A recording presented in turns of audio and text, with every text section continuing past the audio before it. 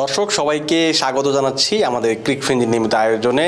আজকে আমরা যখন একটু সংবাদ মাধ্যমগুলো ঘাটাঘাটি করছিলাম, সেখানে মহসিন নাকবির একটা কোট পেলাম। সেই কোটটা ঠিক এরকম যে আমরা ভারতে যাব কিন্তু তারা আমাদের এখানে আসবে না, এই ব্যাপারটা এখন থেকে আর হবে না। মানে এখন থেকে হবে না বলতে বোঝাচ্ছে যে তিনি সব কিছুতে আসলে ইকুয়ালিটি চাচ্ছেন বা সমতা চাচ্ছেন।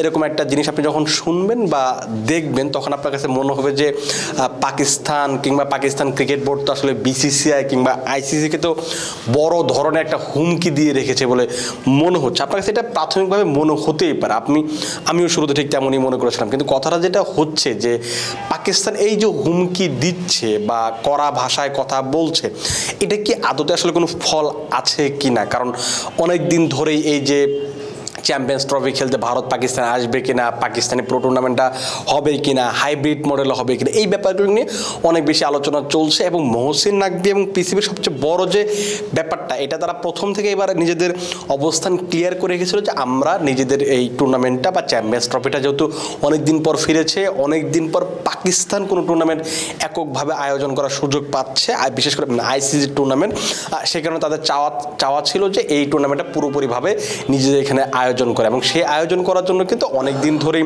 তাদের করাচি, লাহোর কিংবা রাওয়ালপিন্ডির যে স্টেডিয়ামগুলো আছে সেই স্টেডিয়ামগুলো কিন্তু তারা সংস্কার করছে, যত ভালোভাবে নিজেদের প্রস্তুতি নেওয়া যায়।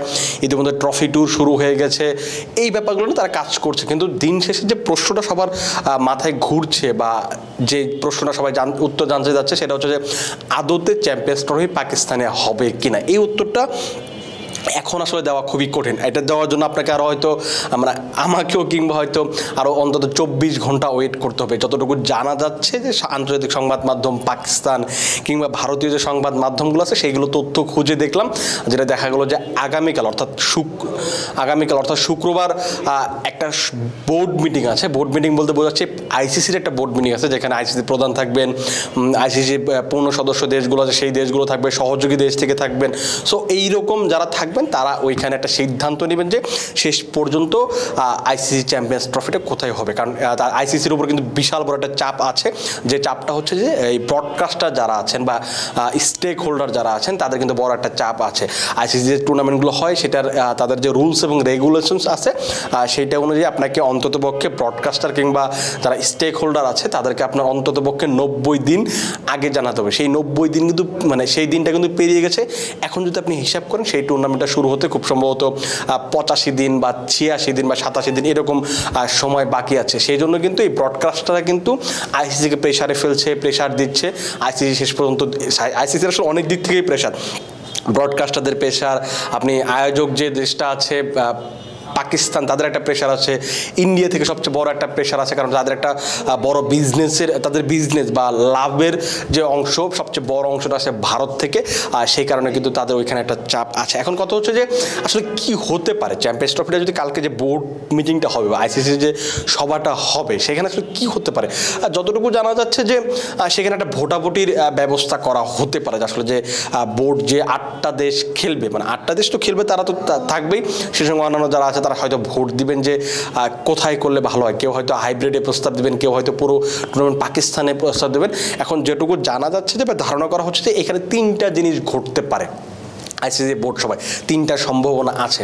সবচেয়ে প্রথম যে সম্ভাবনাটা সেটা হচ্ছে পুরো টুর্নামেন্টটা পাকিস্তান হবে, কিন্তু সেখানে ভারত খেলতে যাবে না। ভারত কিন্তু একেবারে শুরুর দিক থেকে বলছে, আমি যে লাস্ট আপনি যদি 10-15 দিন 20 দিন দেখেন তখন থেকেই কিন্তু তারা নিশ্চিত করে বলে দিয়েছে, আইসিসিকে সাফ জানিয়ে দিয়েছে তারা পাকিস্তানে আইসিসি চ্যাম্পিয়ন্স ট্রফি খেলতে বিরাট কোহলি, রোহিত শর্মা কিংবা জসপ্রীত বুমরা তাদের কাউকেই পাঠাবে না। তার মানে হচ্ছে আপনি যদি পাকিস্তানে পুরো টুর্নামেন্ট আয়োজন করতে চান সেখানে আপনাকে ভারতকে ছাড়াই আয়োজন করতে হবে।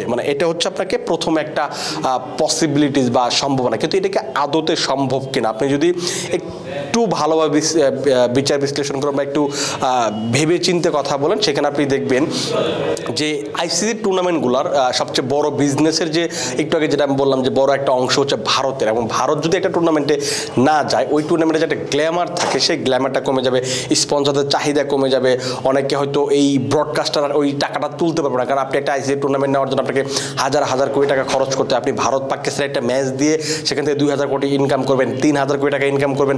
সো ওই ভারত পাকিস্তানের ম্যাচটা যদি আসলে আদতে না হয় তা আপনি আসলে ওই 2,000 কোটি টাকা 3,000 কোটি টাকা কীভাবে ইনকাম করবেন। সো এইটা কিন্তু একটা সম্ভাবনা খুবই কম, কিন্তু এটা একটা পসিবিলিটিসের কথা বলছি আমি। যদি 3টা পসিবিলিটির কথা বলছি সেখানে এই সম্ভাবনাটা তুলনামূলকভাবে কম। আরেকটা সম্ভাবনা হতে পারে যে সম্ভাবনা বা আমার আরেকটা পসিবিলিটি আছে, সেটা হচ্ছে যে পুরো টুর্নামেন্টটা পাকিস্তান থেকে সরিয়ে নিয়ে যাওয়া। এখন পাকিস্তান থেকে যদি সরিয়ে নেওয়া যায় তাহলে কি আসলে পাকিস্তান মানবে? কারণ পাকিস্তান একটা টুর্নামেন্টের আয়োজক, তারা কি চাইবে যে একটা টুর্নামেন্ট তাদের দেশ থেকে একবার সরে যাক? সেটা সম্ভাবনা হয়তো তুলনামূলক কম। কারণ কয়েকদিন ধরে কিন্তু একটা আলোচনা অবশ্য আছে যে যদি টুর্নামেন্ট একবার সরিয়ে নেওয়া যায় তাহলে হয়তো আবুধাবি, দুবাই, শারজা এখানে খেলা হবে, কিংবা সাউথ আফ্রিকায় হয়তো পুরো টুর্নামেন্টটা সরিয়ে নেওয়া যেতে পারে। টুর্নামেন্টটা হয়তো সরিয়ে নেবে, কিন্তু আয়োজক সত্ত্ব বা যেমন লাস্ট T20 নারী T20 বিশ্বকাপটা যদি দেখেন যে সংযুক্ত আরব আমিরাতে অনুষ্ঠিত হয়েছে, কিন্তু সেই সত্যটা ছিল বিসিবির হাতে। এরকম কিছু একটা হতে পারে, এই সম্ভাবনাটা এখনো জিয়ে আছে। কিন্তু আমার কাছে যে মনে হয় না পিসিবি শেষ পর্যন্ত এই শর্ত মানবে, কারণ আপনি কোনোভাবেই এতদিন যাবৎ এত টাকা ইনভেস্ট করছেন, প্রত্যেকটা স্টেডিয়াম সংস্কার করছেন বা অন্যান্য যে প্রয়োজনীয় যে একটা টুর্নামেন্ট আয়োজনের প্রয়োজনীয় যে প্রস্তুতিগুলো দরকার সেই প্রস্তুতিগুলো নিয়ে রাখছেন। আপনি এই মুহূর্তে এসে একটা টুর্নামেন্ট পুরোপুরিভাবে আপনার দেশ থেকে ছেড়ে দিতে চাইবেন না, এটা খুবই স্বাভাবিক ব্যাপার। এই হচ্ছে 2 নাম্বারটা গেল। আমি যদি বলি একেবারে শেষ যে সম্ভাবনাটা, যেটা এবং সবচেয়ে প্রবল সম্ভাবনা, সেটাই হওয়ার সম্ভাবনা একেবারে বেশি, সেটা হচ্ছে হাইব্রিড মডেল। এখন হাইব্রিড মডেলটা হলে কি হতে পারে? হাইব্রিড মডেল হলেও কিন্তু দেখবেন আপনি যে 2023 এশিয়া কাপটা দেখেন, সেখানে কিন্তু কি দেখা গেছিল যে পাকিস্তানের সঙ্গে শ্রীলঙ্কাতে খেলা হয়েছিল। শ্রীলঙ্কাতে কিন্তু খুব বেশি ম্যাচ খেলা হয়নি, বেশিরভাগ ম্যাচগুলো বেশ কিছু ম্যাচ খেলা হয়েছে পাকিস্তানি। কিন্তু এইবার যেটা হতে পারে, যেহেতু চ্যাম্পিয়ন্স ট্রফি এত বড় টুর্নামেন্ট, আইসিসি টুর্নামেন্ট, সেখানে ভারত এবং পাকিস্তানের ম্যাচগুলো একটা বড় পার্থক্য করে দিবে বা একটা টুর্নামেন্ট ডিফাইন করবে, কারণ বিজনেসের একটা পার্সপেক্টিভ থাকে, ক্রিকেট খেলার একটা পার্সপেক্টিভ হবে। সো অনেকগুলো ব্যাপার থাকে সেখানে। যদি আপনি যদি খেয়াল করেন, আমার যতটুকু ধারণা যে বেশিরভাগ ম্যাচগুলোই আয়োজন করবে পাকিস্তান, তাদের মাটিতে হবে, লাহোর, করাচি কিংবা রাওয়ালপিন্ডিতে হবে। কিন্তু ভারত যে ম্যাচগুলোতে ইনভলভ থাকবে সেই ম্যাচগুলো হবে ধরুন আবুধাবি হতে পারে, দুবাই হতে পারে বা শ্রীলঙ্কা বা অন্য যে কোনো একটা নিউট্রাল ভেন্যুতে হতে পারে। কিন্তু সম্ভাবনা যেটুকু বেশি সেটা হচ্ছে দুবাইয়ে খুব সম্ভবত হতে পারে। এখন সেখানে ধরুন আপনি তাদের গ্রুপ পর্বে 3টা ম্যাচ আছে, ভারতের গ্রুপ পর্বে 3টা ম্যাচ থাকবে, যেহেতু 4টা দলের সাথে একটা গ্রুপে 4টা দল, সেই 3টা ম্যাচ হয়তো দুবাই হবে। তারা যদি সেমিফাইনালে উঠতে পারে সেখানে একটা সেমিফাইনাল হবে, আবার যদি তারা ফাইনালে উঠতে পারে সেখানে ফাইনালটাও কিন্তু এই দুবাইয়ে হবে। তখন কিন্তু পাকিস্তান কিন্তু ফাইনালটা আয়োজন করতে পারবে না। অর্থাৎ যদি হাইব্রিড মডেলে হয়, এই পুরো টুর্নামেন্টের 5টা ম্যাচ দেশের পাকিস্তানের বাইরে হওয়ার সম্ভাবনা আছে বলে আমার কাছে মনে হচ্ছে। এখন যদি ভারত কোয়ালিফাই করতে না পারে, মানে ধরুন সেকেন্ড রাউন্ডে গেল না, তখন কি হবে? ওই গ্রুপ পর্বে 3টা ম্যাচে শুধু দুবাইয়ে হবে, আর বাকি যে ম্যাচগুলো আছে সেমিফাইনাল, প্রত্যেকটা সেমিফাইনাল, 2টো সেমিফাইনালে পাকিস্তান হবে, ফাইনালটাও পাকিস্তান হবে, সেটা হতে পারে। এবং আমার যতটুকু মনে হচ্ছে, আমি যতটুকু ক্যালকুলেশন করে যতটুকু বোঝা গেল যে এই সম্ভাবনাটা হয়তো বেশি, কারণ পাকিস্তানের ওই দমটা নেই যে আপনি ভারতের সঙ্গে টেক্কা দিয়ে একটা টুর্নামেন্ট আয়োজন করবেন এবং ওই বিজনেসটা আপনি আইসিসিকে করিয়ে দেবেন, ব্রডকাস্টারদের সেই লাভটাই আপনি এনে দিতে পারবেন।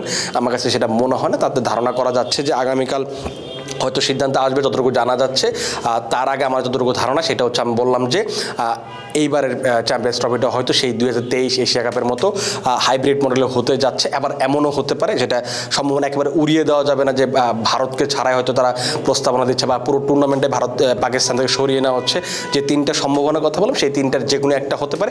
কিন্তু আমার কাছে যতটুকু মনে হচ্ছে যে সবচেয়ে বেশি প্রবল সম্ভাবনা যেটা, সেটা হচ্ছে হাইব্রিড মডেল হতে পারে। আমরা আগামীকাল যখন আইসিসির একটা অফিসিয়াল একটা স্টেটমেন্ট পাবো, তখন আমরা এই ব্যাপারগুলো আরও একটু খোলাসা আলোচনা করছি, কোথায় কী হবে, বাংলাদেশ আসলে কোথায় খেলবে, বাংলাদেশের ম্যাচগুলো কবে কখন, এগুলো তো আমরা একটু প্রাথমিক সূচি বা প্রস্তাবিত একটা সূচি পেয়েছি।